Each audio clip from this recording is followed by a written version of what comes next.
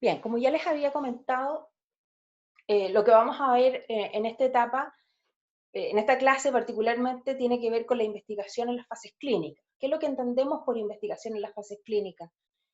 Son aquellas que se refieren a cualquier investigación que se ejecute en humanos, sean estos voluntarios sanos o sean voluntarios que están padeciendo alguna enfermedad. Eh, en las fases preliminares, que son las fases en que recién se está probando por primera vez en humanos, hay una serie de consideraciones desde el punto de vista técnico y ético que hay que cumplir y que son las que voy a profundizar un poco antes. Y luego vamos a avanzar en las siguientes fases del desarrollo, donde van a ir identificando cuáles son los principales objetivos de cada una de estas fases. ¿Bien? Como saben, la investigación con medicamentos lleva consigo una serie de situaciones de riesgo y desastres que han ocurrido, eh, que están asociadas directamente a ser un sistema más bien reactivo que proactivo. Es decir, nosotros tenemos una modalidad en la cual eh, observamos una población de sujetos que tienen un evento adverso, y entonces la agencia reguladora hace o toma alguna medida en particular para tratar de restringir o simplemente eliminar el producto dentro de los que están con permiso de comercialización. Pero como pueden ver, hay una historia de diferentes situaciones que han ocurrido a lo largo del desarrollo de medicamentos que dan cuenta que en general los sistemas que tenemos son más bien reactivos. Y por lo tanto, muchas veces nos vamos a encontrar con medicamentos que están disponibles en el mercado que tienen una serie de efectos adversos que el hecho de que hayan pasado por todas estas fases de investigación no garantiza de que estos medicamentos sean inocuos. Es decir, puede ser de que estos medicamentos, a pesar de haber pasado por todas las etapas de investigación, todavía existan eventos adversos que no conozcamos, que sean imprevistos y que sean en muchos casos, desafortunadamente, los más serios, los que detectamos en forma tardía. El caso de la talidomía ya lo hemos conversado, y lo que vamos a profundizar entonces es desde la fase 1 en adelante. Entiendo de que los profesores anteriores ya conversaron en más profundidad en cuanto a las etapas preclínicas, así es que voy a avanzar bastante rápido en cuanto a ese respecto, y me voy a centrar desde la fase 1 en adelante, sobre todo en un contexto actual que posiblemente ustedes han visto no tan solo en las noticias, sino que en general en la literatura científica existe un gran interés por querer desarrollar una vacuna que ojalá sea de utilidad para poder disminuir la propagación del COVID-19, ¿cierto? Eh, Esto yo creo que podría ser un buen ejemplo para poder desarrollar, de manera de que ustedes puedan identificar cuáles son las situaciones o las diferentes vallas que uno tiene que ir sorteando en la medida que desarrolla un fármaco. Porque si bien cuando comienza con este proceso de investigación tiene una serie de moléculas que tentativamente podrían ser eficaces y potencialmente seguras, eh, hasta el momento en que uno hace pruebas preclínicas, en realidad lo único que tiene es un esbozo de algo que podría servir, pero realmente no estamos hablando de un medicamento propiamente tal. ¿Cuándo vamos a hablar de un medicamento? Cuando ya tenemos una serie de componentes, no tan solo en cuanto a una molécula, sino que existen propiedades que son eh, en cuanto a la farmacocinética y la farmacodinámica, existe una vía de administración, existe una preparación desde el punto de vista tecnológico para encontrar cuál es la mejor vía de administración con el fin de lograr la máxima biodisponibilidad o el efecto deseado del producto.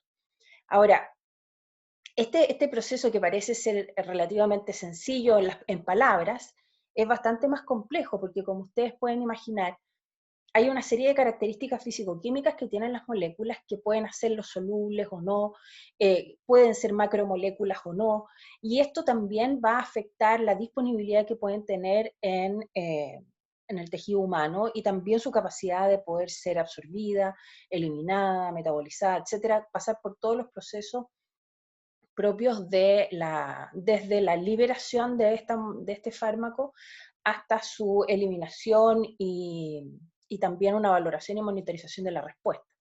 Entonces, no me gustaría que se quedaran con la sensación de que esto se centra solo en encontrar una molécula que sea eficaz y segura, sino que esto lleva consigo un desarrollo tecnológico que es bastante importante, sobre todo porque es necesario conciliar ambos mundos, es decir, tanto lo tecnológico como eh, eh, la parte farmacológica, ¿cierto? La parte de efecto terapéutico, y que estas dos relaciones al mismo tiempo logren ser toleradas y seguras en un humano, ¿cierto? Porque todas las pruebas que se han realizado en las fases anteriores lo que hacen es tratar de anticipar o predecir cuál podría ser una respuesta en humanos, pero realmente no tenemos un 100% de certeza de que eso vaya a ser así.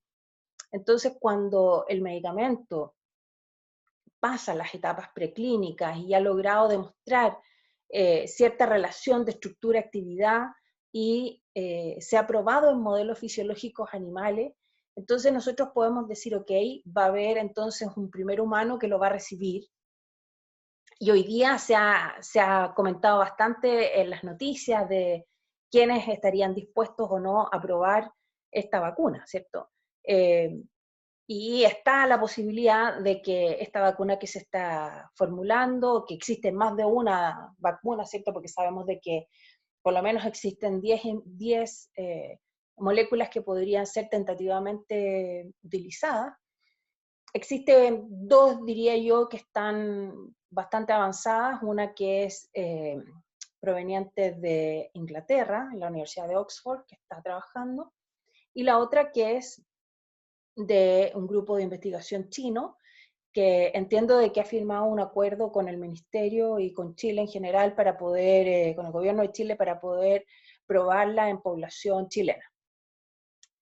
La pregunta entonces del millón, que yo me imagino que ya ustedes se la tienen que haber hecho. ¿Quién de ustedes se ofrecería?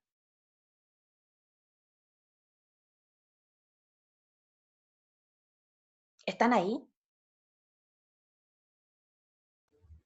Sí, pero no quiero ser voluntaria, así de paso.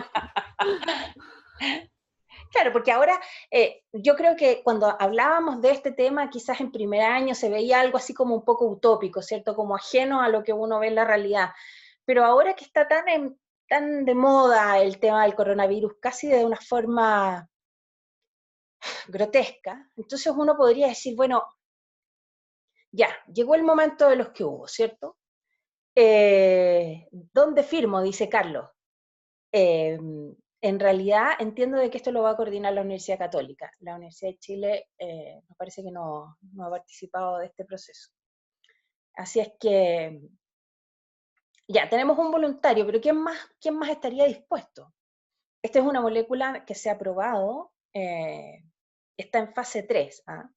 Y vamos a hacer una aclaración acá. Cuando uno hace una investigación y hace estas pruebas primero en animales, como ya les había contado, uno lo que hace es identificar cuáles podrían ser los modelos fisiológicos que van a funcionar y si es que cumple ciertas dosis letales 50, etcétera. Todas estas cosas que ustedes deben haber visto en farmacología, ¿cierto? Eh, de hecho, esta es la asignatura de farmacología, pero como yo soy más del área aplicada, como que me salgo un poco de la parte molecular y teórica. Eh, pero todas estas aplicaciones teóricas no tienen ninguna utilidad si es que no logramos el efecto buscado, ¿cierto? O sea, podemos quedarnos con una hermosa molécula, pero si es que no es segura o si no es factible tecnológicamente, se va a perder. Y va a tener que pasar una primera etapa, que es esta en la que por primera vez un humano la recibe, ¿cierto? Que bastante pocas personas están dispuestas a hacerlo, pero hay personas que están dispuestas. Y también existen situaciones de riesgo que han ocurrido no tan solo en cuanto a eventos adversos, sino que han ocurrido muertes también en este nivel. Estos estudios de fase 1 tienen como principal objetivo el evaluar la tolerabilidad, por supuesto, en humanos, que es el primer humano que la recibe, pero también existen otras variables que son importantes de identificar y que es cuáles son los parámetros farmacocinéticos, es decir, cómo se comporta esta molécula dentro del cuerpo humano, que no necesariamente es igual a cómo se comporta en un animal, a pesar de que el ser humano es un animal también, pero en otros tipos de especies en las que se haya probado. Ustedes saben que se tiene que probar en 3 especies para poder llegar recién a la fase 1. Y luego de que pasa este primer humano donde se prueba, que se prueba en unidades de fase 1, más adelante les voy a mostrar unas fotos de cómo son esas unidades de fase 1. Yo he trabajado en esas unidades, las hay, pero en centros que, bueno, hoy día ya están en Chile, pero cuando yo trabajé en estas unidades fue hace bastantes años atrás y fue fuera de Chile. Y entonces lo que hacíamos era evaluar cuáles son estos perfiles farmacocinéticos. ¿Todos conocen lo que es un perfil farmacocinético? ¿O alguien tiene dudas de eso?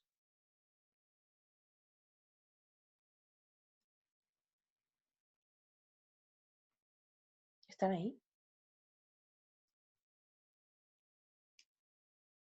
¿Qué es un perfil farmacocinético?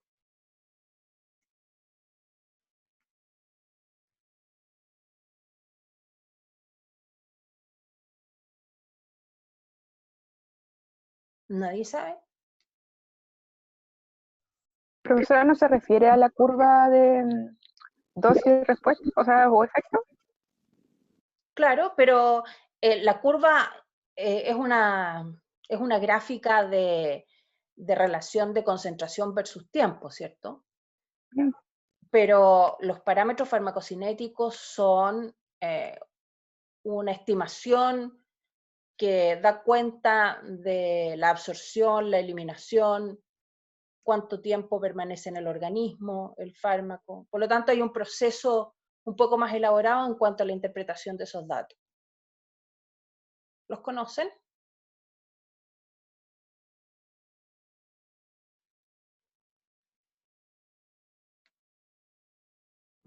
Profesora, no tiene que ver, o sea, no tiene relación con la curva de biodisponibilidad. Claro, pero ojo, la curva de biodisponibilidad es del 100% cuando yo estoy hablando de un fármaco endovenoso, ¿cierto? ¿O no? Sí. Claro, porque no hay absorción, pasa directamente al torrente sanguíneo. Pero hay una serie de parámetros que uno calcula y que los van a ver en unas asignaturas más adelante, que es de biofarmacia y farmacocinética, en la que uno lo que hace es estimar cuánto tiempo permanece, por ejemplo, el medicamento dentro del organismo. ¿Cuánto tiempo se demora en eliminar? ¿Cuánto tiempo se demora en alcanzar la concentración máxima? ¿Bien? Y entonces va haciendo cálculos de la concentración máxima, del área bajo la curva.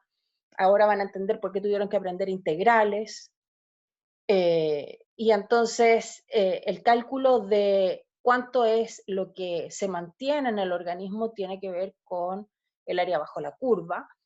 Y por lo tanto, yo tengo una tasa de decaimiento que tiene relación con lo que se va metabolizando y lo que se va eliminando. Y también podrían generarse, entonces, metabolitos que pueden ser tóxicos o pueden haber metabolitos que permanecen en el organismo que tienen efecto terapéutico o inclusive puede ser que estemos hablando de una prodroga que requiere una metabolización para poder ser efectiva, entonces, perdón, para ser eficaz. Entonces, hay una serie de parámetros que son los que estoy conversando, que tienen que ver con la concentración máxima, con el tiempo máximo, con la velocidad de eliminación, con el proceso de absorción, que se desprenden de este análisis, de la investigación que uno hace en voluntarios sanos, Y lo que uno quiere hacer es identificar cómo se comporta el fármaco dentro del cuerpo de un ser humano sano. ¿Bien? De esta forma, entonces, usamos voluntarios que no tengan alguna enfermedad, idealmente entre 18 y 50 años, que estén dispuestos entonces a recibir este fármaco y que podamos estudiar no tan solo entonces este perfil farmacocinético, sino que su tolerabilidad y la seguridad, ¿cierto? Este es, yo diría que el principal objetivo de la fase 1. Sin perjuicio de ello, existen excepciones en las cuales existen algunos grupos terapéuticos en que no es posible hacer estudios en voluntarios sanos, porque sería poco ético exponer a estos voluntarios sanos a una molécula que sabemos que va a causar daño y que ese daño va a ser superior al beneficio que le puede ofrecer ese paciente o ese futuro paciente. Las excepciones están dadas, por ejemplo, con los quimioterápicos, medicamentos que se usan en pacientes oncológicos y que ya han demostrado tener un perfil de seguridad y de eventos adversos que muchas veces es bastante deleterio para el paciente. Entonces, en dicho caso, se permite que estas pruebas se realicen en pacientes y no en voluntarios sanos. Siempre son voluntarios, no, yo no puedo obligar a nadie a participar y eso tiene que ver con las buenas prácticas clínicas, donde yo tengo que informarle al sujeto que va a participar sobre los objetivos y cuáles son los riesgos y beneficios. También el paciente o el sujeto es libre de decidir si quiere participar o no, como también es libre de salir del estudio en el momento que lo estime necesario o conveniente. O simplemente, si no quiere dar mayores explicaciones, salir, pero sí existe un protocolo de salida. Y siempre, en todas las etapas del proceso, existe una evaluación de seguridad. Algunas de estas evaluaciones de seguridad son mandatorias y otras van a depender de la fase. Por ejemplo, en todas las fases del desarrollo clínico de medicamentos, como pueden ver en este diagrama, existe evaluación de seguridad, pero existen evaluaciones de seguridad con focos levemente diferentes. ¿Por qué? En la medida que nosotros avanzamos en las fases del desarrollo de medicamentos, cada vez aumenta más la cantidad de individuos que participan en los estudios. Entonces, cuando estoy haciendo los estudios de fase 1, puedo estar hablando, primero voy a partir con un sujeto, que es el primer estudio de fase 1, que ese es el first in man. Y luego van a subsecuentemente realizarse más de un estudio de fase 1. Valeria. Profe, es que de lo que dijo antes de que tenían que ser obligatoriamente voluntarios, me surgió la duda sobre los estudios que se están haciendo como en China, que por ejemplo ahí dijeron que las primeras personas que fueron como individuos de prueba fueron militares, y ahí hay alguien que supervise que eso efectivamente fue voluntario. En estricto rigor, China, como bien sabes, tiene una política bastante especial, ¿cierto? Por lo tanto, se supone de que el gobierno chino tendría que haber garantizado de que esos militares tuvieran la posibilidad de negarse. Desconozco si es que eso se cumplió o no, pero existe un acuerdo dado por la Declaración de Helsinki, que fue producto del desastre de Nuremberg, donde muchos de los países acordaron seguir los principios bioéticos para la investigación en humanos. Cualquier país, entonces, que esté acogido a esta declaración debiera cumplir las buenas prácticas clínicas. Y si cumple las buenas prácticas clínicas, entonces esto debería haberse cumplido. Lo que me estás preguntando. Ahora, desconozco si el gobierno chino está acogido a esta declaración y por lo tanto no puedo garantizar de que se hayan cumplido o no las buenas prácticas clínicas. Pero Y otra cosa, en el caso de que, por ejemplo, se descubriera que no se respetaron las prácticas clínicas, ¿la validez del estudio sigue siendo la misma o ¿O hay algún tipo de penalización, invalidación del estudio o algo así? Desde el punto de vista de la eficacia de la molécula, sigue siendo eficaz, pero hubo transgresiones éticas en conseguir ese resultado, lo que puede dar lugar a sanciones si es que el país estuviese acogido a algún tipo de organización internacional para la armonización en cuanto a los derechos humanos, cosa que realmente no sé si China, ¿cierto?, esté acogido a ello. Es China. No sé si con eso contesto tu pregunta. Sí, profe, gracias. Bien. Entonces, como estaba comentando, cuando uno hace los estudios de fase 1, participan bastante pocos sujetos, siempre uno parte con uno, y luego hace un nuevo estudio fase 1 donde incluye 4, 8, 12, hasta 32, 36 sujetos podrían ser. Pero son varios estudios de fase 1, no vayan a creer que se hace solo un estudio de fase 1 y luego solo un estudio de fase 2, no, se hacen varios estudios de fase 1 en la fase 1, donde tienen como objetivo estos que ya he mencionado, pero si yo tuviese que decirles, mire, una reacción adversa ocurre 1 por cada 10.000 sujetos, y en esta prueba se han sometido como máximo 50 personas dentro del acumulado de fase 1, la probabilidad de poder detectar esa reacción adversa dentro de esos estudios es bastante baja, diría yo, porque necesitaría, se estima, aproximadamente 3 veces la probabilidad en cuanto al N de pacientes, es decir, si es que supongamos de que la reacción adversa ocurre 1 por cada 1.000, necesito 3.000 sujetos para poder ver un caso. Y posiblemente ese caso tengo que tener a alguien entrenado para detectar que fue, o al menos tenga la sospecha que fue por el fármaco y no por otra cosa. Entonces, si hablamos de un estudio de fase 1, donde voy a tener una población de 50 individuos que se ha sometido a esta molécula, es muy poco probable de que detecte esa reacción adversa en una fase 1. Y así, subsecuentemente, en la fase 2, voy a aumentar de 50 a 500, y en la fase 3 voy a aumentar hasta miles, que pueden llegar hasta 4.000, 5.000 personas, y por lo tanto, todavía no cumplo los 10.000 o la cantidad que requiera para poder ver esa reacción adversa. Entonces, ¿qué es lo que ocurre? Que yo, aunque haga los esfuerzos que haga, el tamaño de muestra que tengo para cada una de esas fases es insuficiente para detectar eventos adversos que son de baja frecuencia. Es por ello entonces que cuando el medicamento sale al mercado, recién ahí, cuando existe una gran cantidad de pacientes que se ve expuesto a la sustancia, entonces empezamos a detectar reacciones adversas que no fueron vistas en las etapas anteriores.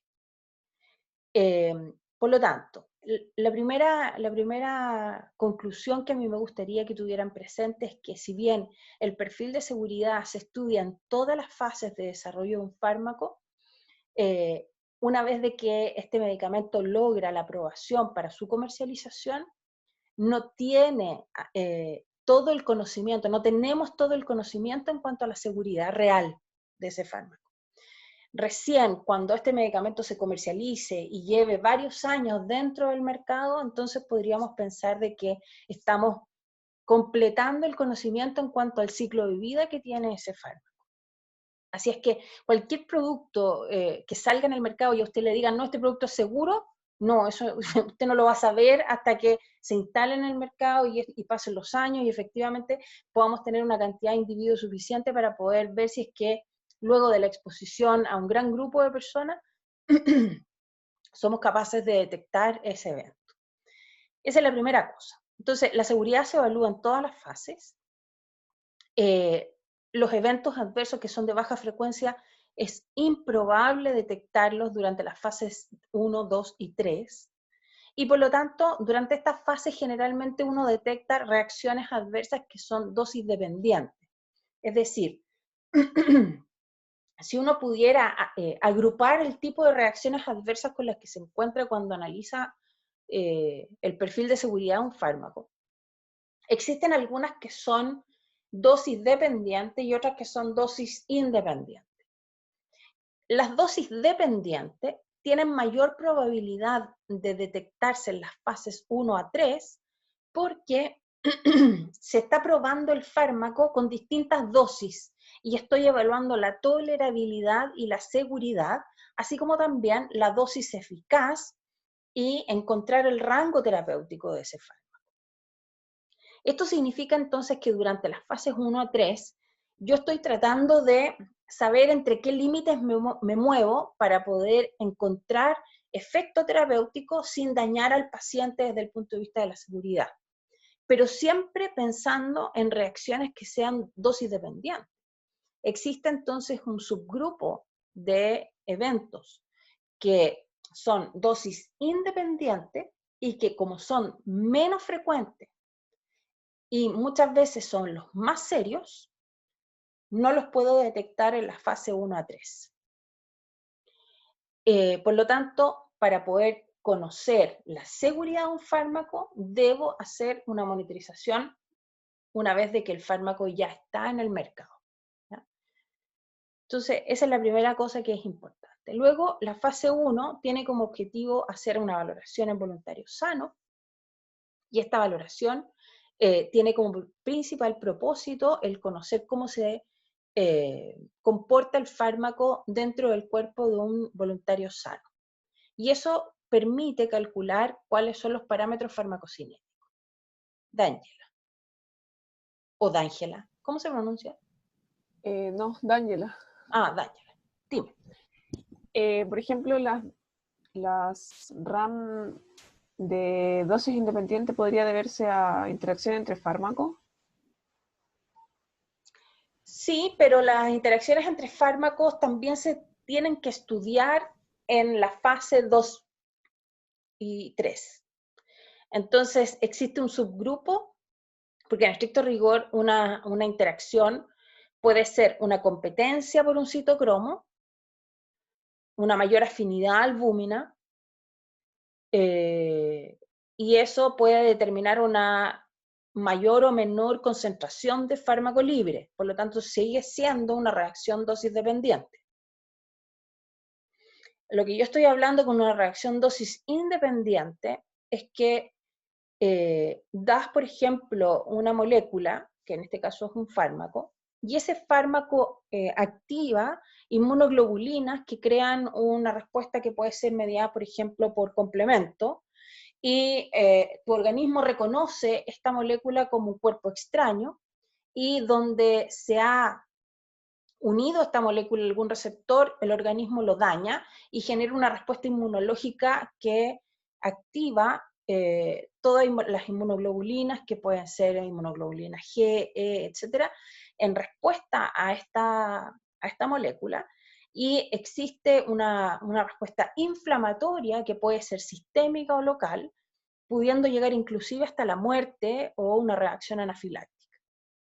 Por lo tanto, cuando hablo de una respuesta dosis independiente, quiere decir que no necesito una mayor o menor cantidad para activar este nivel de respuesta, sino que la sola presencia de la molécula puede hacer que tu organismo reaccione y por lo tanto puede ser de que sean de respuesta rápida o puede ser que estén mediadas por complemento y entonces requieras una exposición previa para después un reconocimiento en una nueva exposición.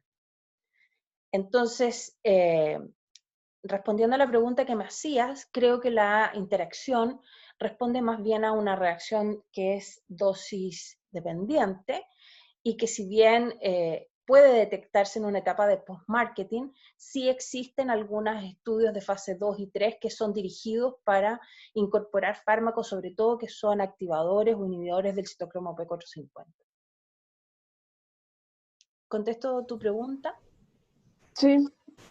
Bien. Entonces, por ejemplo, el independiente podría deberse a alguien que tenga alergia a un componente del fármaco. Exacto. Por ejemplo, soy alérgico a las penicilinas o soy alérgico a la sulfa.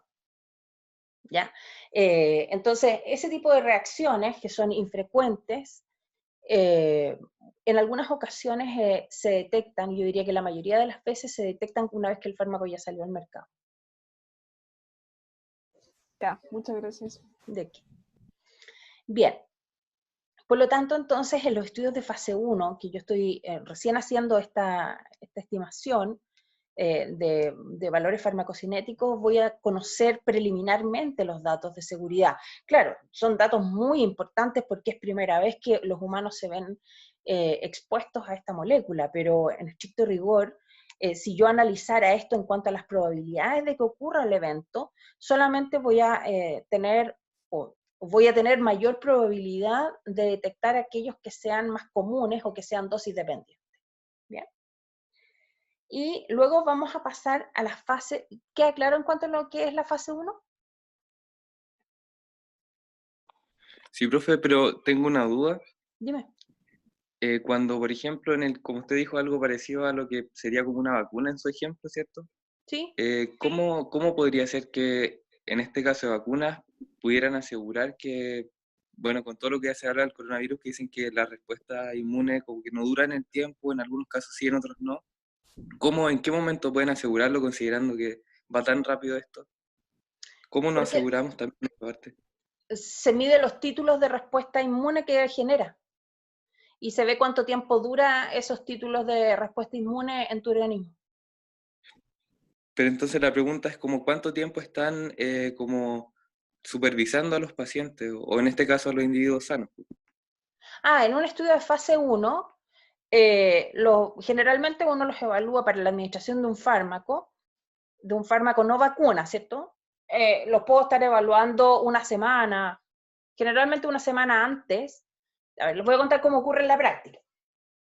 Uno lo que hace es, publica en el diario, como lo hace en otros países, porque aquí son bastante más pacatos para hacer la cuestión. Publica en el diario quien quiere participar del estudio. A veces uno tiene bases de datos donde la gente se inscribe como voluntario y llama a aquellos que cumplen tentativamente, ¿cierto? Haciendo un pre-screening de las características de cada uno de los sujetos. Uno evalúa cuáles podrían ser tentativamente los que cumplan esos criterios de selección, los llama y los cita a la clínica. Yo trabajaba en una empresa en que tenía 60 camas, un piso entero de un edificio con 60 camas para hospitalizar voluntarios sanos que quisieran participar de la investigación.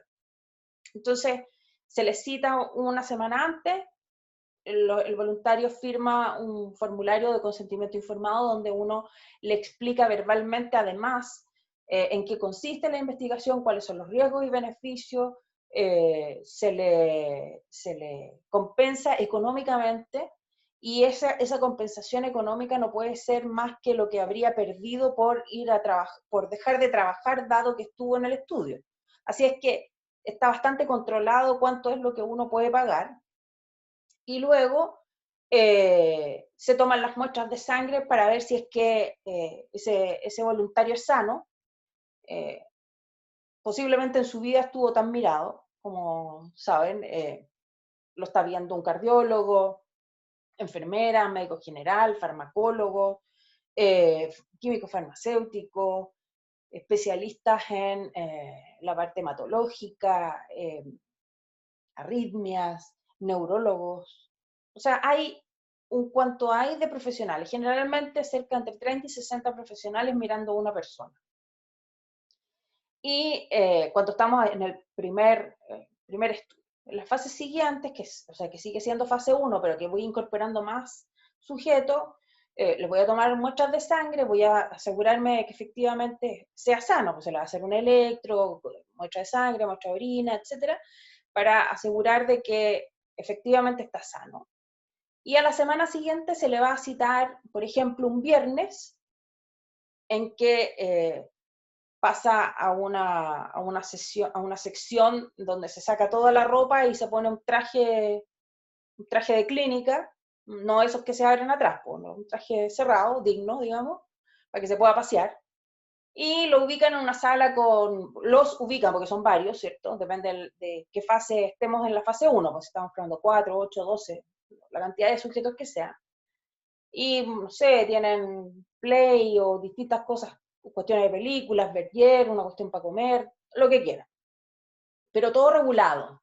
¿Por qué así? Porque a mí me interesa saber qué es lo que come, cuándo lo come, qué cantidad de grasa tiene, todo porque la molécula puede cambiar su absorción y velocidad de absorción dependiendo de si lo hace con alimentos o sin alimentos, si lo hace con alimentos grasos o lo hace sin alimentos grasos, etc. La cantidad de agua que ingiere, etc.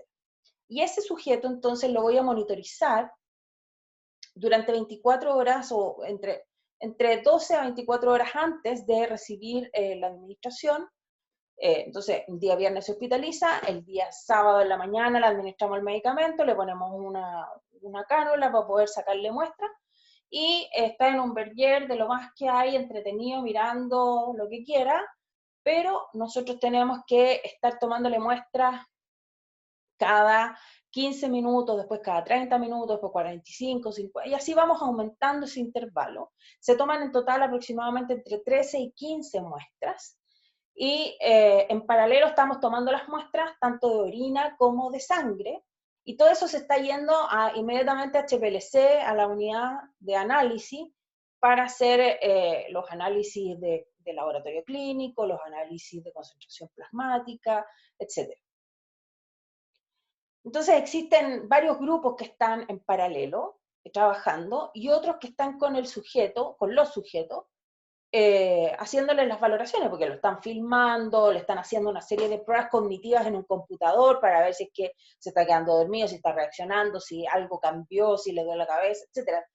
Todo esto pauteado de acuerdo a un protocolo. Y entonces después voy a hacer una recolección de todas las muestras que al final, al hacer mi curva de concentración versus tiempo, yo puedo saber en qué momento le tomé cada muestra a qué sujeto, y voy a ver cómo completo ese gráfico que ustedes posiblemente le han mostrado 1000 veces en la pizarra de esa concentración versus tiempo, pero acá con datos reales, ¿ya? Por supuesto, uno no hace nada manual, todo eso se hace computacionalmente. Y uno va analizando cuál es la tendencia de cada sujeto y la tendencia de grupo.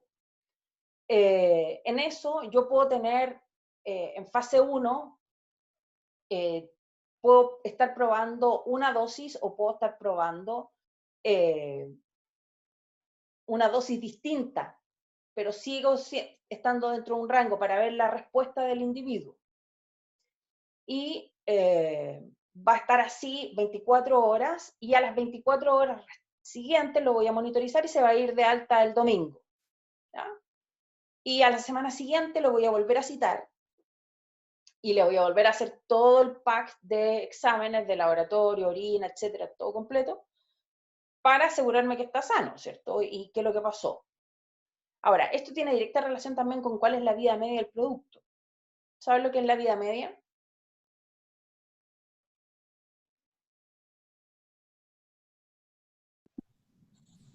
¿Cuánto demora en disminuir a la mitad su concentración? Claro.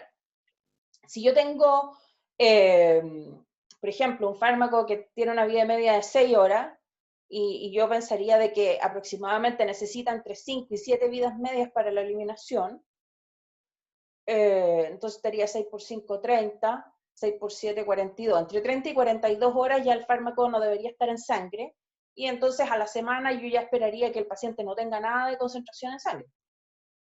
Pero igual voy a volver a medir. Y entonces voy a hacer un perfil para todos los sujetos y asegurarme que está sano.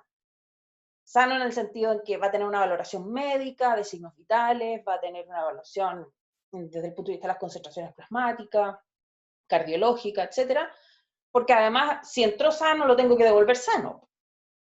Y una vez que se hace toda esa valoración, se le da las gracias, se le entrega el cheque y que le vaya bien. Eso es.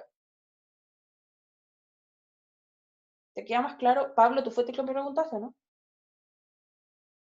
Sí, profe, yo le pregunté, es que claro, eso sería como para cualquier fármaco, pero en el caso de una vacuna como que no lo clasifica en No, ese pues tipo porque, la vacuna es diferente porque tengo que tener una generación de títulos inmunológicos, que son la respuesta. Primero, una vacuna no es una vacuna, es un fármaco, una vacuna, pero lo que quiere es prevenir una enfermedad, no quiere tratar una enfermedad. Entonces es un fármaco que yo le aplico a sanos para prevenir que se enfermen. Entonces es un concepto distinto que un fármaco que es para tratar una enfermedad. ¿Ya? Bajo ese concepto, y además tiene que ver con una respuesta biológica. No se trata de que los otros no tengan una respuesta fisiológica, pero en este caso yo requiero una generación de títulos inmunológicos que perduran el tiempo. Y esa respuesta inmunológica tiene que ver con cómo mi sistema inmune reconoce este virus que puede ser atenuado o puede ser mutado ficticiamente para que no sea activo, lo incorporo en la sangre del sujeto y el sujeto va a reconocer esta molécula como algo, como un cuerpo extraño y va a generar anticuerpos contra esta molécula que es nueva, ¿cierto? Y que me está atacando. Y al generar esos anticuerpos, entonces lo que hago después es evaluar cuánto tiempo duran esa respuesta inmunológica. Y luego, para ver si es que la vacuna sirvió o no, yo no voy a ponerle el bicho en el cuerpo. Pues yo lo que voy a decirle, váyase, siga su vida normal, y las pruebas, en este caso, para ver eficacia, es decir, en estudios de fase 3, no estoy hablando de estudios de fase 1 ni fase 2, estudio de fase 3, lo voy a probar con miles de sujetos, donde ojalá estén súper expuestos, o sea, para mí sería el ideal el poder vacunar a todo el equipo de salud y ver en el grupo control versus el grupo intervenido cuál fue la tasa de contagio manteniendo sus rutinas habituales. Entonces, el concepto es diferente cuando yo estoy hablando de vacunas. Y también tiene mucho que ver respecto de cuáles son los objetivos de cada fase. En la fase 1, mi objetivo no es ver si es que la vacuna sirve o no. Yo lo que quiero es ver cuáles son las respuestas inmediatas que voy a tener desde el punto de vista, no sé, el paciente le dolió la cabeza, tuvo un problema cardíaco, no sé, se hipotensó, etcétera. ¿Cuáles son las características desde el punto de vista de la seguridad? Pero no la respuesta inmunológica para evaluar efectos. Eso recién lo voy a ver en la etapa 2B y la etapa 3. ¿Ahí sí? Sí, ahí me queda mucho más claro. Ya. Gracias. Entonces, qué bueno, porque me diste el pase para hablar sobre las fases que vienen, porque la fase 2A, uno dice, bien, ¿cuál es la diferencia que tengo con la fase 1 y la fase 2A? La fase 2A, sigo haciendo esta prueba en voluntarios sanos, pero aumento la cantidad de sujetos que participan en la investigación y también aumento la heterogeneidad de estos sujetos. Ya no son personas tan rebuscadas. Ojalá lo más parecido, en la medida que vamos avanzando en las fases, cada vez van siendo más parecidos que la población que va a recibir finalmente el fármaco. Y en las fases iniciales estamos hablando de una población que es ideal. Ojalá sin enfermedades, que no use otros medicamentos, que tenga una restricción para tener absolutamente controlada cualquier otro tipo de variable que pueda afectar sobre el resultado o el rango de dosis o el efecto terapéutico alcanzado con este producto. Ahora, como estamos hablando con un voluntario sano, no puedo ver en la fase 2A efecto terapéutico.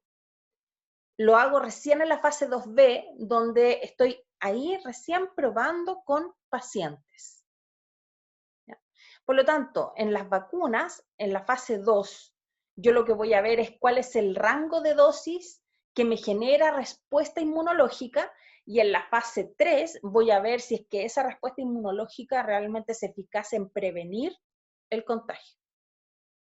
¿Ya? Entonces, la fase 2 realmente es para decir, ok, si yo voy a disparar, ¿cuál es el rango en el que me muevo para poder decir, ok, le doy qué dosis, esta o la otra? ¿Quién hizo pregunta? Adelante. Sí. En esta fase 2, donde se aumenta la heterogeneidad, ¿también se aumenta como el rango de la edad de los voluntarios? Me refiero como a menores de edad. No, no. Generalmente las investigaciones de este tipo no se incluyen viejitos, embarazadas, ni menores de edad. Y ¿Y muchas en qué veces, momento? muchas veces en la fase 2, tampoco personas que tengan comorbilidades. Ok. ¿Y en qué fase se verían ese En, tipo de pacientes? en la fase 3. Ya. En la fase 2 ya estamos siendo un poquito, 2B somos un poquito más flexibles, pero la fase 3 es cuando trato de simular la población a quien voy a beneficiar una vez que este fármaco salga al mercado. Pero ojo, todo esto sigue siendo bajo condiciones controladas, entonces sigue siendo, entre comillas, una población ideal. Tenían más personas preguntas. Daniela, ¿tú también tenías preguntas o quedó tu mano alzada hace un rato? No, quedó de cuando pregunté. Ah, ya. Puedes bajarla entonces, por favor. Ah, Nicolás, ¿cómo se baja? tienes que volver a Profesora, presionarla. Sí. Ah, ya. Nicolás. profesora, sí, tenía una consulta respecto a cuando usted habla de pacientes que no tengan comorbilidades. Ujú. Por ejemplo, pacientes que hayan nacido monorrenos o que por cualquier motivo hayan tenido que sufrir la extirpación de un riñón o, por ejemplo, parte de algún órgano, ¿ellos caen dentro de la parte de comorbilidades o no? Sí, sí, No, o los sea, por ejemplo, pacientes, esa clase, ese tipo de paciente no podría calificar para ningún estudio. no, no, no. O sea, a no ser de que quiera hacer un estudio en la fase 3 o fase 4. Ah, ya Pero, comprendo. O sea, pero en fase 1 ni 2 van a calificar para entrar. Ahora, ah, yo ok, creo que perfecto. lo más probable es que ese tipo de pacientes tenga que ser estudiados en fase 4, porque si bien la fase 3 aumenta la heterogeneidad e incluye pacientes con comorbilidades, si es que la condición que se está estudiando puede verse afectada porque el paciente tenga algún tipo de enfermedad como la que me mencionas. Ojo, el ser monorreno no es una enfermedad, porque no cambia en absoluto las dosis de medicamento ni nada, sino que lo que uno tiene es que tiene que cuidar el doble el que tiene, porque no tiene otro que lo salve. Pero no hay ajustes de dosis ni modificaciones en un paciente monorreno, a no ser de que ese riñón no funcione correctamente. Y uno, por supuesto, que toma más precauciones porque el tener un paciente monorreno implica que tengo que tratar de evitar fármacos que sean nefrotóxicos, ¿ya? Pero no porque por su condición de base tengan una farmacocinética diferente. ¿Ya? Ahora, distinto es un paciente, supongamos que fue trasplantado. En los pacientes trasplantados, claro, porque ellos tampoco van a poder ingresar porque un paciente trasplantado va a seguir de por vida con un tratamiento que es inmunosupresor. Ya. ¿Quién más tenía? ¿Contesté bien a tu pregunta o quedaste con duda? No, profe, sí, todo bien. Ya. Manuel, tenía preguntas también. No, profe, me quedó la mano lenta, parece. Ah, ya. ¿Alguien más tenía preguntas? Profe, ¿se escucha? Sí, sí, te escucho perfecto, dime. Ya. Es que era con respecto al, cuando son como fármacos como especializados hacia una determinada población, por ejemplo, a los neonatos, Ujú. o más bien niños, también tengo que hacer las pruebas, o sea, tengo que hacer las pruebas fase 1, fase 2 en personas, no sé, adultas, o puede ser en neonatos prácticamente, o niños. No, eso se estudia en fase 4. Ya, Todas las poblaciones especiales se tienen que estudiar en fase 4. No, no, no es posible comenzar una fase con eso. ya. Entonces, después, en fase 4 nosotros seleccionamos el grupo hacia el cual va dirigido el fármaco, el medicamento. Claro. De hecho, por ejemplo, cualquier tipo de población especial, entiéndase embarazadas, viejitos o personas mayores, para no ser displicente en la forma de referirme, eh, y menores de edad, neonatos, inclusive, deben estudiarse en una etapa posterior. Y por ejemplo, lo anticonceptivo, me En imagino que tuvieron que mujeres, en mujeres, sí. pero el problema es que la otra vez usted había dicho que era complicado hacer como estudio en mujeres porque tiene más desórdenes hormonales y Sí, era mucho más complejo el tema de la estadística o los cambios pueden ser significativos en algunos casos. Entonces, claro. Pero cuando no tengo otra posibilidad, tengo que asumir ese error. ya, ¿Ya? Lo que pasa es de que sería como querer tratar un paciente con demencia en jóvenes. O sea, no me queda otra que probarla en personas mayores donde se concentra la mayor prevalencia. ya, ¿Ya? Hay algunos grupos de fármacos que son excepciones, ¿cierto? Pero volviendo a lo que estábamos hablando, si yo quisiera tratar una infección en un neonato o una hipertensión en un neonato, no voy a poder usar un antibiótico por primera vez en neonato sin que haya pasado antes la aprobación para su uso en adultos, ese antibiótico o ese antihipertensivo. Luego, al tener ya el permiso de comercialización, entonces yo voy a hacer un estudio fase 4 y voy a ver si es que efectivamente ese fármaco podría tener algún beneficio en esa población específica. Pero no voy a poder obtener el permiso de comercialización de ese fármaco sin tener ningún historial previo, probando primera vez en neonato. Eso no va a estar permitido. ¿Ahí sí? ¿Aclaro tu duda? sí, profe. Sí, profe. Bien. ¿Alguien Gracias. más tiene dudas? Bien, continúo entonces.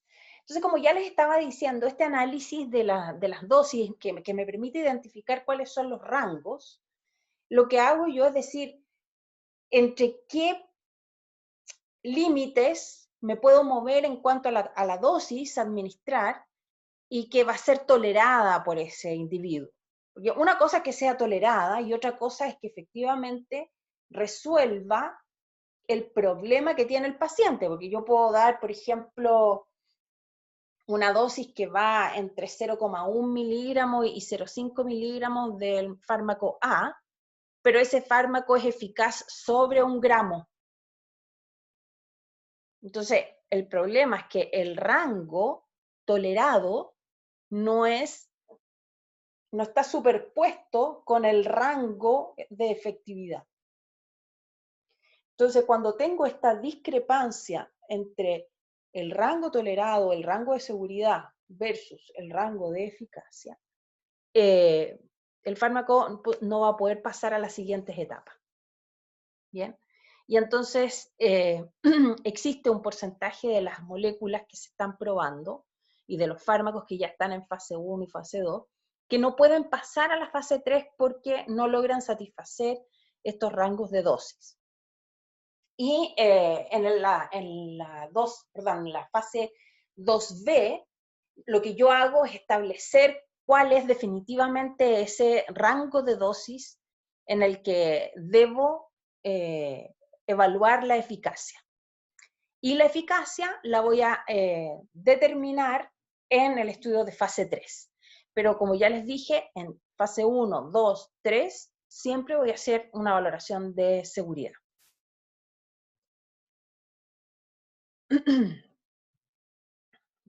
Si hay dudas me detienen, por favor. Yo no tengo ningún problema. Ahora, ya les había dicho esto de que en el proceso uno se puede demorar años, ¿cierto?, en desarrollar este medicamento. Generalmente, yo diría que hace algunos años uno se demoraba cerca de 14 años. Hoy día ha bajado la cantidad de años, yo diría que aproximadamente entre 10 y 12 años uno se demora en obtener una molécula nueva. Y solo una de cada 5.000 logra ser eficaz. Por lo tanto, el restante se pierden en alguna de las fases anteriores. El tema es que hoy día quieren tener una vacuna de un año para otro. O sea, en meses la quieren tener. Y no ha faltado, porque hoy día que tenemos tantos expertos opinando, algunos en la tele, diciendo que van a tener este fármaco disponible en meses. yo le puedo garantizar de que posiblemente eso no va a ocurrir. No va a ocurrir porque, a no ser de que alguien se salte alguna de las fases, pero saltarse una fase implica poner en riesgo a los voluntarios. Entonces, el tiempo acá tiene directa relación con la seguridad. Pero por otro lado, el tiempo acá tiene directa relación con la mortalidad también. Y ese equilibrio está haciendo que hoy día las agencias reguladoras de cada país estén tratando de hacer como un fast track, ¿no? ¿Qué consiste esto? No es que yo le administre rapidito y vea rapidito si es que este paciente o este voluntario se enferma o no, sino que los trámites administrativos que muchas veces tomaban meses en las agencias reguladoras y que retrasaban el proceso, hoy día se están haciendo más rápido. Pero lo que están apuntando todos los expertos, entiéndase las personas que conocen de este tema, es no sacrificar los tiempos en cuanto a la investigación, ni reducir la calidad ni la cantidad de estudios necesarios para avalar el uso. Porque acá lo más importante es que si es que efectivamente va a salir una vacuna, que esa vacuna sea para traer beneficios. No vaya a ser que después estemos vacunando a miles de personas y vayamos a observar una serie de eventos adversos que sean más contraproducentes que la misma enfermedad. Entonces, hay que sopesar y ser bastante cuidadoso en cuanto a el punto de equilibrio respecto de el tiempo versus el riesgo. Y en este caso yo creo que también hay harto que se podría discutir en cuanto a la evidencia y la calidad de la evidencia que se utiliza para la recomendación del uso de un fármaco. Tenemos el ejemplo, por ejemplo, de la hidroxicloroquina, que al principio todo el mundo decía, no, esto sirve, sabemos de que inclusive algunos la usaron y hay otros que la siguen usando, aunque existe evidencia de que no hay beneficio, al contrario, existe mayor riesgo.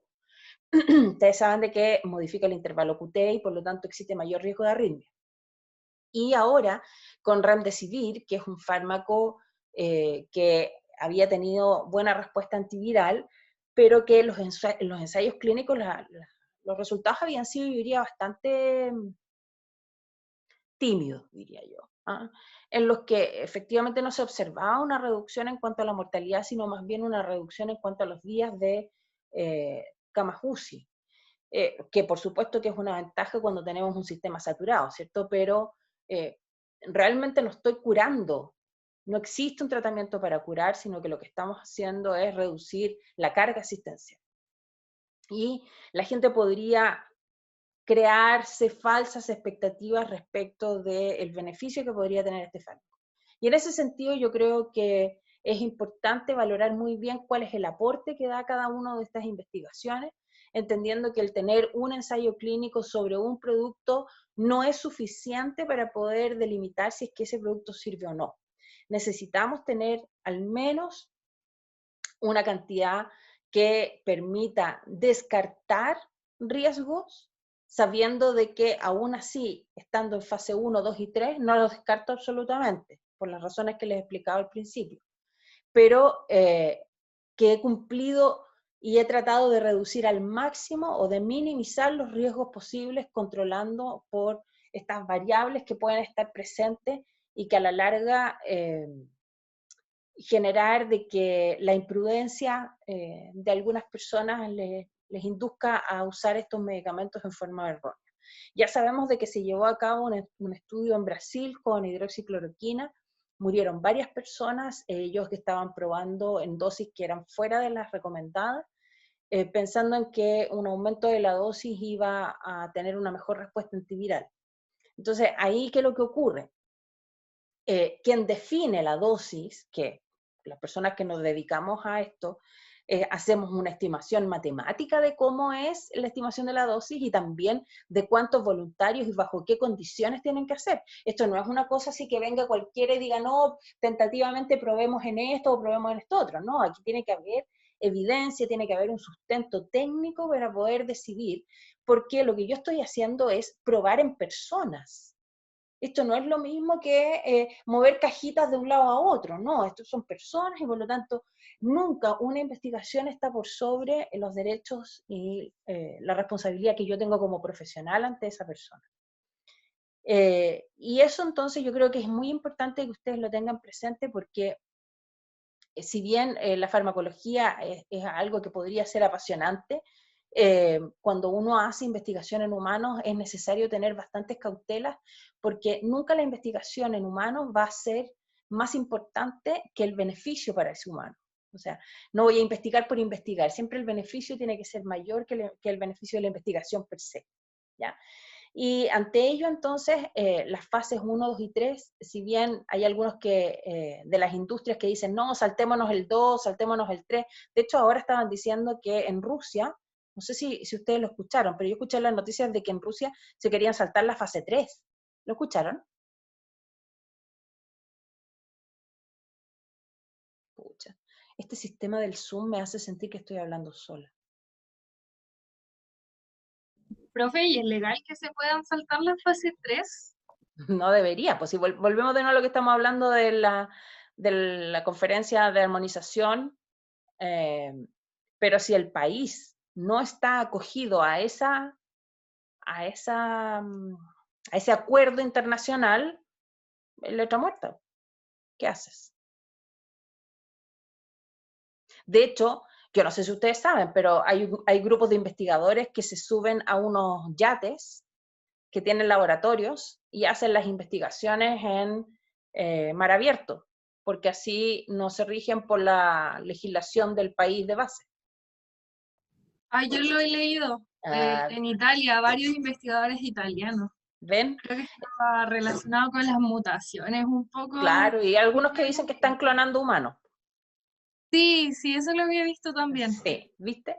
Entonces, el tema es que tú siempre te vas a encontrar con un loco, siempre. Y siempre existe la posibilidad de que alguien no cumpla lo que debe cumplir. Pero, o sea, prueba está en que basta que hagan la regla para que alguien busque cómo zafarla. Pero en este caso hay una cuestión importante que a mí me gustaría, yo sé que no existe un curso de bioética en la malla curricular, pero me parece que es tan importante que ustedes como futuros colegas tengan súper claro de que nosotros cuando estamos recomendando, cuando estamos participando en una investigación, lo que estamos haciendo es decirle a alguien que confía en nosotros qué es lo que tiene que hacer.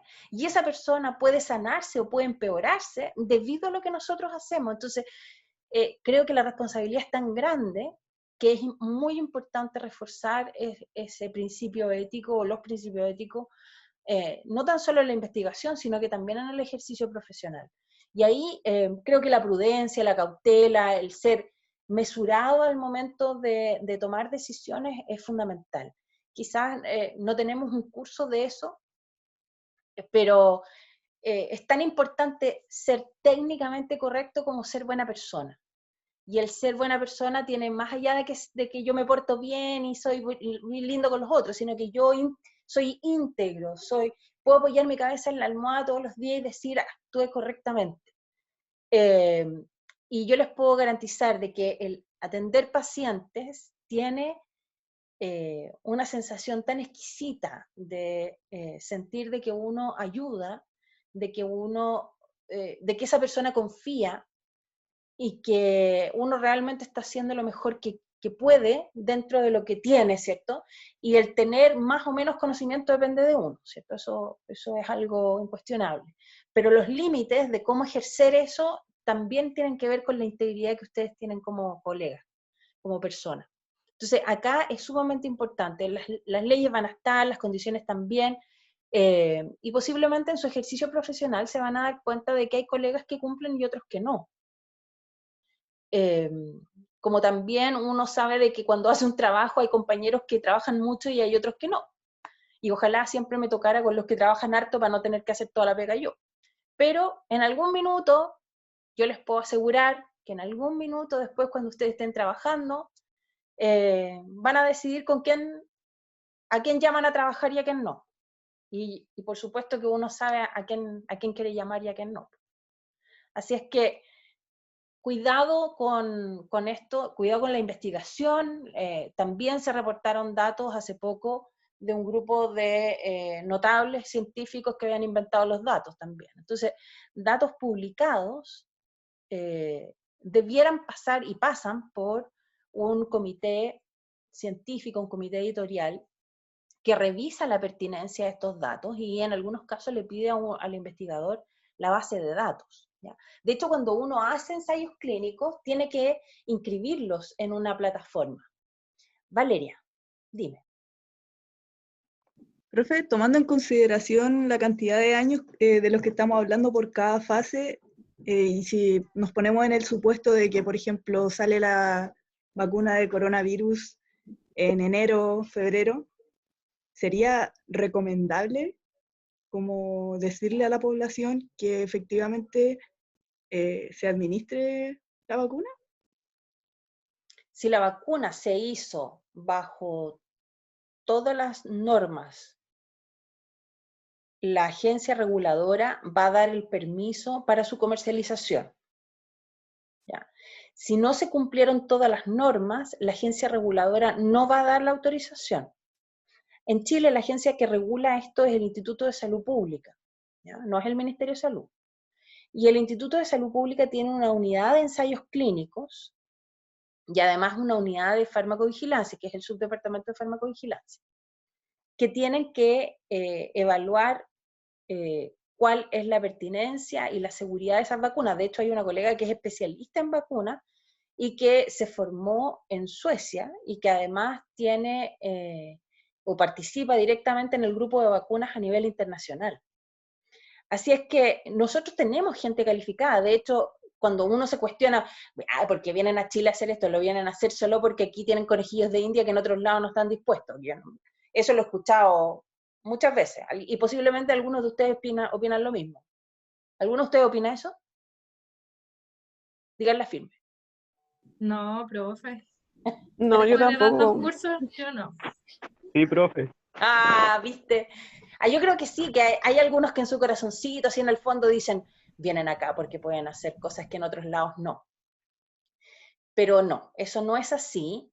O sea, sí, quizás ellos vienen con esa intención, pero el Instituto de Salud Pública y los científicos que participan en Chile, yo diría que son de un nivel superior respecto de otros de Latinoamérica. De hecho, hay muchos estudios que se quieren hacer en Chile. Ustedes saben de que los estudios de fase 3 tienen que incluir una gran cantidad de sujetos, pueden ser hasta 5.000 sujetos. Y mientras mejor sea el estudio fase 3 es porque incluyó una muestra heterogénea y era un estudio multicéntrico, que se llama. Esos estudios multicéntricos significa que tomaron gente de diferentes partes del mundo y en cada uno de esos lugares se le llama un centro, ¿ya? Puede ser que yo tenga un centro en la clínica alemana, otro en el hospital de Concepción, el otro, no sé, en Brasil, el otro, y así en distintas partes. Para poder tener el permiso de la agencia reguladora, la compañía farmacéutica debe presentar el dossier. El dossier es como un archivador donde tienen todas las investigaciones que se han hecho, los resultados de eso, toda la información que avala lo que ellos dicen que produce el producto. O sea, no basta con que yo lo diga, sino que cuál es la información que sustenta lo que yo digo. Y una vez de que eso se revisa por la agencia reguladora, que existe toda una normativa respecto a qué es lo que se tiene que presentar y cómo se tiene que presentar, entonces se evalúa si merece o no comercializarse. En el caso de que se aceptara que se comercialice, entonces es porque cumple las buenas prácticas clínicas y cumple los estándares de calidad para la manufactura, ¿cierto? Porque acá no es tan solo de que el producto sirva, sino que además que se fabrique cumpliendo las buenas prácticas de manufactura, de laboratorio y buenas prácticas clínicas. Y luego de eso, entonces recién se va a comercializar. Si llegamos a todo eso, yo diría sí, se puede usar. Ahora, si se hizo en China y China no tiene esa documentación, en Chile no tiene ningún sentido que participe en ese estudio. Pero yo me imagino de que si el estudio ya se está ejecutando o está pronto a ejecutarse, es porque China tiene que haber cumplido con los estándares, volviendo a la pregunta que estaban haciendo más hace un rato. Porque si no, esos datos no los van a poder mostrar en otros países para comercializar esa vacuna. Es decir, si yo participara de ese ensayo clínico y la vacuna se quisiera hacer, vender en Estados Unidos o en Europa, y yo estoy haciendo la investigación acá y todavía estoy ejecutando algún estudio clínico de eso, puede venir perfectamente la FDA o alguien de la EMA a fiscalizar o auditar si yo estoy haciendo el ensayo clínico de acuerdo a la normativa internacional. De hecho, se hacen fiscalizaciones por parte de las agencias reguladoras internacionales, o sea, de las agencias reguladoras de otros países. Así es que el estándar de investigación que se cumple en Chile es bastante bueno. Yo diría que mejor que incluso de otros países de Latinoamérica. Nicolás. Profesora, ¿pudiese ocurrir que, por ejemplo, por alguna variación genética, no sé, la vacuna que se está desarrollando sea efectiva en países de Europa, por ejemplo, pero no en Latinoamérica o en América en general? Puede existir que existan, puede pasar que existan variaciones genéticas que hagan diferencias, pero yo diría que esas diferencias se darían principalmente con población asiática más que con población americana o europea. Nosotros, como ustedes saben, somos una población bien heterogénea, que fuimos colonizados por europeos, pero que tenemos nuestras propias población genética de nuestros antepasados. Entonces, lo que somos en realidad es un mix de lo que llegaron, los que estaban, más los que se sumaron. Así es que lo que sí se ha demostrado es que la población afroamericana y la población asiática tienen susceptibilidades a fármacos que son diferentes.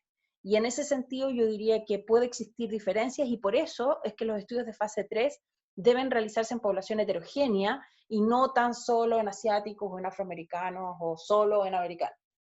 Y de hecho ustedes van a ver los estudios y hay los resultados y dicen cuánto es la población hispana, cuánto son los caucásicos que le llaman, asiáticos, etcétera, y los otros. Así es que yo diría que si la vacuna se probó en Europa y en Norteamérica y fue eficaz, perfectamente nosotros también. O sea, cuestionaría si es que en afroamericanos y en asiáticos tienen la misma respuesta. Pero yo creo que para este tipo de cosas no creo que haya una diferencia, dado el tipo de fármaco del que estamos hablando.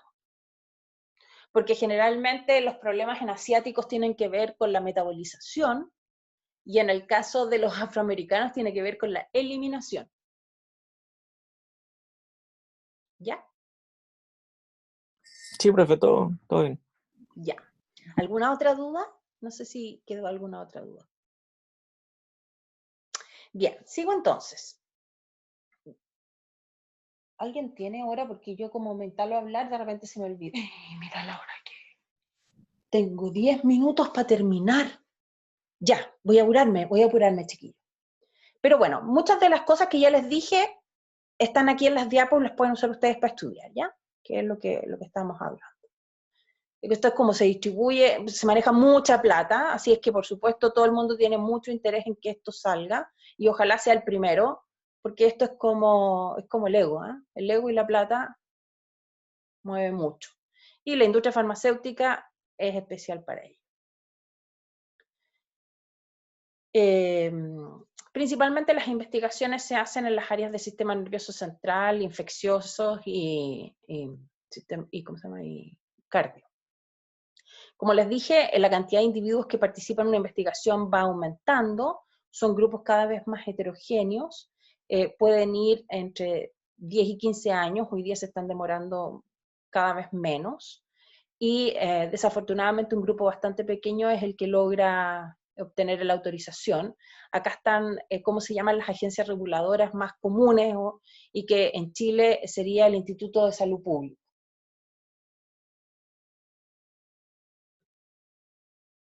Voy a saltarme los estudios preclínicos porque ustedes los tienen que haber visto. Vamos a la parte interesante, porque aquí dice, ¿cómo yo transformo todo esto que tenía en una molécula bonita, que parece y pinta para buena, pero que tengo que transformarla en un medicamento que sea de uso humano? Y estos son todos los parámetros que los tecnólogos tienen que manejar. Tienen que ver qué pasa con la solubilidad, qué pasa con la estabilidad físico-química. Imagínate que este fármaco sirve, pero a los 3 segundos se destruye. Chuta, ¿cómo lo administramos? O si lo doy, no se absorbe. Chuta, voy a tener que darlo por vía endovenosa.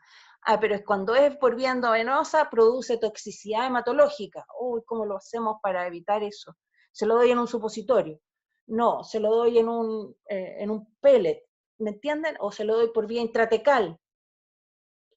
Y entonces tienen que empezar a jugar con cómo administrar la dosis que se necesita, considerando las características de estabilidad, de la cantidad, de la solubilidad, características físico-químicas, y que dure el tiempo y que dure por un tiempo razonable, ¿cierto? Porque existen algunos fármacos, por ejemplo la levodopa, que dura casi nada su efecto. Entonces, uno lo que tiene que dar es otros medicamentos, así como para estirar el elástico y que ojalá dure más el efecto, o empezar a formular productos que sean de liberación controlada para que de a poquitito vaya cediendo y lo poco que vaya cediendo ojalá permanezca el efecto por más tiempo. Y así existen, como les decía, muchas consideraciones que la parte de los tecnólogos, ellos saben mucho más que yo de esto, pero es una parte que no es menor, porque tener la molécula linda no es lo único que uno necesita. Y aquí entonces existen distintas vías de administración, y esas vías de administración, como les decía, tienen directa relación con cuáles son las características del producto, y tienen que pasar por todo este recorrido, que es desde la absorción, si es que estuviera hablando de un producto por vía de administración oral, o por inhalación, o podría ser por una administración enterohepática, si es que fuera por supositorio, o si es que fuera por vía intramuscular o intravenosa. Luego esto se va a unir a un receptor, se tiene que metabolizar, se va a tener que eliminar, pasa a ser es prodroga o no, cuánto se mantiene libre en la sangre, se une o no albúmina, se une una gran cantidad de albúmina o no, porque aquí la cantidad que se mantiene libre en el plasma, en definitiva, es la que genera el efecto. Entonces, si es que se une mucho al plasma o poco al plasma, tiene directa relación con cuánto es la dosis que queda disponible para generar efecto. Y luego, ¿qué pasa con estos metabolitos? O si llega a nivel hepático, se va a metabolizar a un metabolito tóxico, va a eliminarse en cuánto tiempo, se elimina, por ejemplo, por el sudor, por la saliva. ¿Cuáles son las vías en general que debo reconocer en cuanto a todo el proceso farmacocinético que está descrito en este diagrama, un poco enredado con tantas flechas, pero que yo he tratado de ir contando así bien rápidamente dónde va cada uno? Lo que sí les puedo decir es que existen ciertas limitaciones dependiendo de la dosis máxima a administrar, ¿sí? Por ejemplo, si yo necesito administrar 1000 miligramos, no puedo pensar en que voy a hacerlo a través de un inhalador o lo voy a hacer a través de un sistema de depósito subcutáneo o a través de una inyección intramuscular, ¿ya? O sea, la cantidad a administrar limita cuál es la vía de administración. Además, por supuesto, de la estabilidad. Bueno, lo de los first in man ya lo habíamos conversado. Entonces, hay una serie de criterios en el proceso de selección que tiene que ver, como ya les decía, las características clínicas. Pero imagínense que esto yo lo estoy usando en una unidad de emergencia, en un paciente que está en infarto y estoy con un carro de paro ahí y el medicamento hace efecto a las 2 horas. No, pues no me sirve, pues necesito que funcione ahora. Y entonces, ¿qué dosis? ¿Cómo lo hago para que esa velocidad o la rapidez o la duración del efecto sea de acuerdo a lo que yo necesito clínicamente, ¿cierto? Y existen unas otras consideraciones que están mencionadas ahí. Todas estas características se estudian entonces en los estudios de fase 1. Hay entonces, como ya les decía, propósitos que son dados en cuanto a las características farmacocinéticas, pero que llevan consigo el evaluar las rutas de administración y las características tecnológicas. Y aquí hay algún ejemplo, por ejemplo, de las unidades de fase 1, ahí están, en esta unidad están acostados, ¿cierto? Pero uno podría tenerlo en unidades que son, así era la que estaba yo, con Berger, por ejemplo, no sé si se ve ahí, salita de reuniones, y nosotros manejábamos más o menos como 70 proyectos en forma simultánea. Hacíamos desde el diseño del proyecto, del protocolo y todo, hasta la publicación para las grandes compañías farmacéuticas. Y luego cuando yo llegué acá a Chile, planteé de que se hiciera acá, y el Instituto de Salud Pública me preguntó si estaba loca. Entonces, luego de 20 años... ¿Ah? Luego de 20... Lata la respuesta, la respuesta No, del... estoy ridiculizándolo, no me lo dijeron así, pero fue parecido. Y luego de 20 años se están haciendo estudios de fase 1 en Chile, pero centrados en bioequivalencia. Por lo cual ya no es un estudio fase 1, sino que es un estudio fase 4, porque el medicamento ya se comercializa. Y lo que hace es compararse respecto a un estándar que sería el medicamento original. Pero desde el punto de vista del objetivo de la investigación es identificar los parámetros farmacocinéticos para estimar el área bajo la curva, la concentración máxima y el Tmax, y compararlo respecto al producto original. Ese es un estudio de bioequivalencia, por lo tanto es un estudio farmacocinético y que debe cumplir los requisitos de una unidad de fase 1. En estas pruebas, entonces, uno lo que hace es probar distintos grupos de pacientes donde tienen uno la dosis X, el otro la dosis Y, la dosis Z, y yo estoy viendo cómo voy a administrar y cuál es la respuesta de estos grupos de pacientes en cuanto a ello, en la tolerabilidad, los parámetros farmacocinéticos y la respuesta en seguridad, y hacer esta típica gráfica que es la que hemos estado conversando durante todo el rato, que parece ser súper sencilla, pero que no siempre es tan de libro, ¿cierto? Lo que es importante entonces es que vamos a tener diferentes parámetros que estimar, que son los que están acá, lo van a ver después ustedes específicamente en cursos de más adelante, pero sí es importante tener claro de que los objetivos de estas fases buscan identificar esta información. Sabemos que existe un grupo importante de pacientes que aún recibiendo el placebo van a desarrollar eventos adversos. Entonces uno dice, pero ¿cómo? El grupo placebo, o sea, está recibiendo una sustancia que no tiene efecto terapéutico, pero igual el paciente tiene efectos adversos. Sí, la mente es muy poderosa. Y se sabe que aproximadamente el 10% de la respuesta de un paciente es debido a su cerebro y no al fármaco. Así es que a los que quieran hacer dieta y les ofrezcan un 10% de baja de peso, que es lo que ofrecen en general los productos para bajar de peso, les puedo garantizar que si les damos unas pastillitas de placebo, capaz que les salga más barato. Bueno, los estudios fase 2 ya se los había comentado, son estudios que buscan identificar el rango de dosis a utilizar. En estudios de fase 2B ya estoy haciendo pruebas para evaluar dosis-respuesta en pacientes. Tiene una duración un poquito más grande porque pueden extenderse de 2 a 5 años. Y se establece en este punto una fase de confirmación, ya haciendo la prueba en voluntarios enfermos y obteniendo una respuesta terapéutica, se dice entonces de que estamos en una etapa confirmatoria, porque en la otra yo estoy tanteando si es que este fármaco podría funcionar, pero hasta el momento no lo he probado en pacientes. No es sino hasta la fase 2B, cuando recién estoy probando en pacientes y puedo establecer si lo que yo creí que podía funcionar realmente logra efecto terapéutico, porque no voy a saber si funciona para tratar la enfermedad hasta que lo pruebo en enfermo. Y eso no ocurre hasta la fase 2B, por eso se llama que es una fase exploratoria y luego confirmatoria. Y de ahí en adelante lo que uno hace es ser cada vez más preciso en establecer la eficacia, la seguridad y las dosis a utilizar. Por lo tanto, aumento la cantidad de población, es una población más heterogénea. El equipo técnico que analiza y que trata a esos pacientes también es un grupo menos especializado en farmacología y más especializado en el manejo de la enfermedad, el estudio de fase 3. Porque aquí ya me interesa que el médico especialista en tratar a esos pacientes, ojalá pruebe en sus pacientes si es que este medicamento logra o no satisfacer los requerimientos desde el punto de vista del objetivo terapéutico.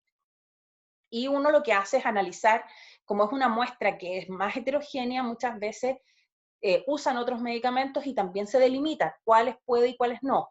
Ya estamos en una muestra que son pacientes enfermos, o sea, no existen pacientes sanos, pero son sujetos enfermos, voluntarios enfermos, y por lo tanto hay múltiples variables que analizar.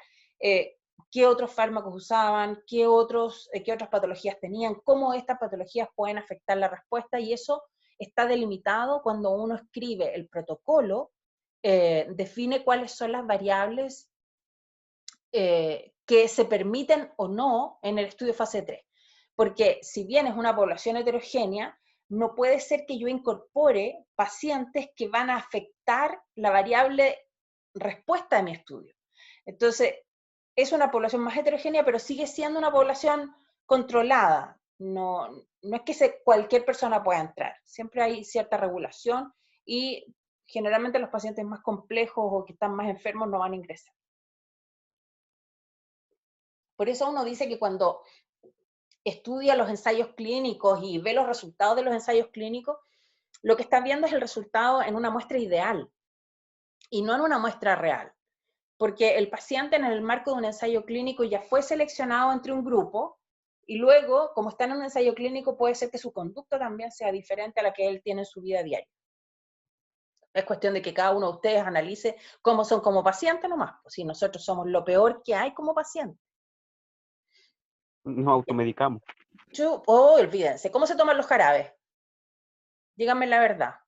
De la botella. Del frasco, ¿ven? Frasco. Pero no le cuenten a nadie porque somos pésimos, pésimos como pacientes. Además, imagínense, yo que me dedico a la farmacología clínica, voy a una consulta y trato de no decir a qué me dedico porque me dedico puro sabotear al médico. Así es que ahora opto por decir que soy profe nomás, de biología. Y miento cuando voy a las consultas para que ellos se sientan tranquilos que no lo estoy evaluando. Ahora, no siempre me resulta porque a veces no les creo, pero igual lo importante es que cuando uno sea paciente se comporte como paciente. El problema es que nosotros, en general, digo los farmacéuticos, pero en general los profesionales de la salud, somos pésimos pacientes. Y lo que es peor, siempre que pueda haber una reacción adversa, seguro que un familiar de nosotros la tiene. Así es que, cuidado. Bien, las fallas principalmente son por falta de eficacia, cerca del 40% es por falta de eficacia. Cuando analizamos este perfil de por qué las 4.999 no funcionan, el 40% es por falta de eficacia.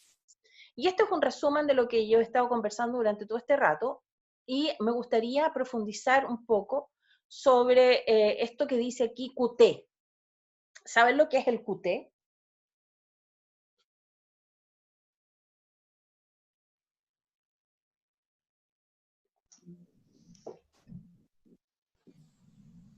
Es como la respuesta cardíaca que se puede monitorear. Claro, cuando uno ve un electro, existe un intervalo que se llama intervalo QT, que es una cantidad de milisegundos que se demora en hacer determinadas puntas dentro del electro. Y existen medicamentos que modifican, por ejemplo, que pueden activar o inhibir el citocromo. Acá existen medicamentos que pueden modificar alargando ese QT. Cuando se alarga ese QT, el paciente tiene mayor riesgo de tener una arritmia en particular que se llama torsade de Pointes.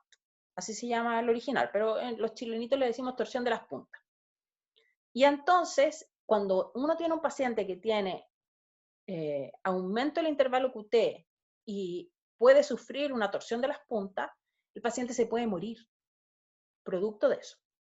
Entonces, se hacen pruebas específicas en fase 2 para valorar la seguridad del fármaco y se compara con otros medicamentos que ya han demostrado que aumentan el intervalo QT.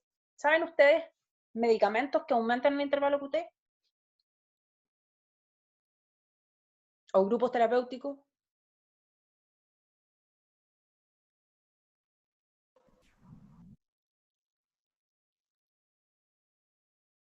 De a uno, por favor. O sea, recuerdo que el uso de las anticonceptivas como que aumentaba el riesgo de una trombo, pero no sé si tenga que ver con esto. No, eso es por otra Ah, razón. Por ejemplo, medicamentos que aumentan el QT. Acitromicina, ciprofloxacino o quinolonas en general. ¿Ya? ¿Qué medicamento dije que se estaba usando para el COVID? la hidroxicloroquina. Hidroxicloroquina. Y si aumenta el QT y la acitromicina también, ¿qué riesgo tiene de aumento de QT? ¿Ustedes saben que usan la hidroxicloroquina con acitromicina? Los pacientes con COVID. Sí. Bueno, eso es lo que estaban usando al principio, hasta que se les murieron por arritmia. Adivinen por qué. Porque aumenta el riesgo de torsión de las puntas, porque estoy dando 2 fármacos que aumentan el intervalo QT. Cuando doy 2 fármacos que aumentan el intervalo QT, aumenta mucho más el riesgo de tener esta arritmia. Entonces, uno lo que hace es probar los fármacos y tiene la obligación de hacer pruebas específicas, no tan solo para los modificadores de inhibidores o, ¿cómo se llaman? De citocromo P450, los que inhiben o activan, sino que además pruebas específicas para intervalo QT. ¿Ya? Y luego los estudios de fase 4, que son, yo diría que los que terminan de conocer y reconocer la vida real de un fármaco, que es qué pasa cuando este medicamento ya está en el mercado. O sea, estando en el mercado, voy a saber realmente qué es lo que ocurre, si la gente lo usa para lo que debe o no. Mauricio.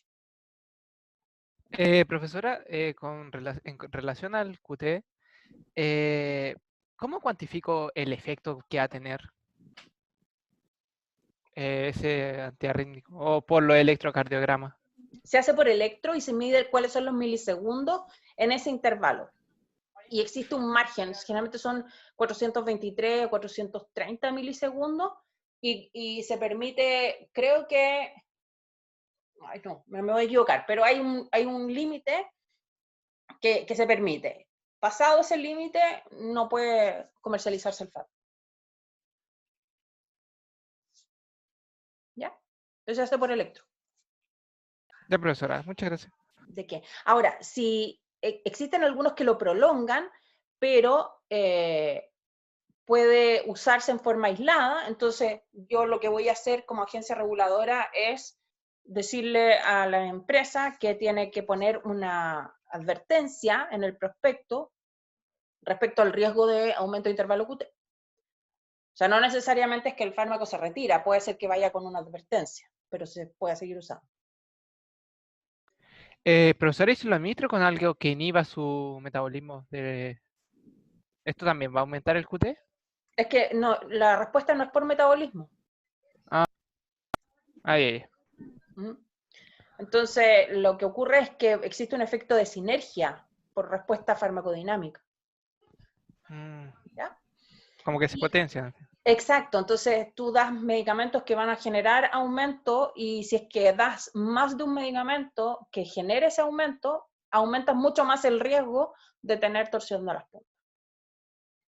Entonces eso puede ser que el paciente esté contraindicado a recibirlo si tiene arritmia, o si es que va a usar otro medicamento que tenga este tipo de fármaco, pero si es que yo estoy en una UCI y no tengo ninguna otra opción, se lo voy a dar igual, porque prefiero dárselo y monitorizarlo a dejarlo sin esa opción si es que es la única opción terapéutica disponible. O sea, siempre hay una valoración de riesgo-beneficio, nunca, en clínica nunca nada es tan absoluto. Ya, profesor, muchas gracias. ¿De qué? Y por último, los estudios de fase 4 que ya les había dicho que son cuando ya el fármaco está con la aprobación, pero que aquí es donde vemos si realmente era tan bueno como decía, digamos, en condiciones reales. La gente lo usa de diferentes formas, no siempre cumple, lo usa con múltiples medicamentos en las dosis diferentes, puede ser que inclusive haya duplicidad, o que el paciente lo use para matarse, digamos, decididamente. Entonces, hay una serie de valoraciones que se deben hacer en estudio de fase 4, que es cuando yo creo que realmente uno conoce el ciclo de vida del fármaco. ¿Ya? Dudas, y disculpen que me haya extendido más allá. Profe, Dígame. ¿no hay como una fase 5 donde se evalúe como el uso racional de este medicamento? Está dentro de la fase 4. Está dentro de la fase 4. Claro, Ya, cualquier valoración de uso, mal uso, nuevo uso, desuso, lo que sea, es fase 4. ya. Bien, ¿alguna otra duda, chiquillos? ¿No? Ok, quedamos hasta acá entonces, que estén muy bien. Entiendo de que tienen un seminario el miércoles subsiguiente y me pidieron preguntas de este tema para la prueba, así que creo que va a entrar. Ya, que estén muy bien. Nos vemos. Chao. Chao, profe. Chao, profe. Chao, cuídate, profe. Chao, profe, cuídese. Chao, chao.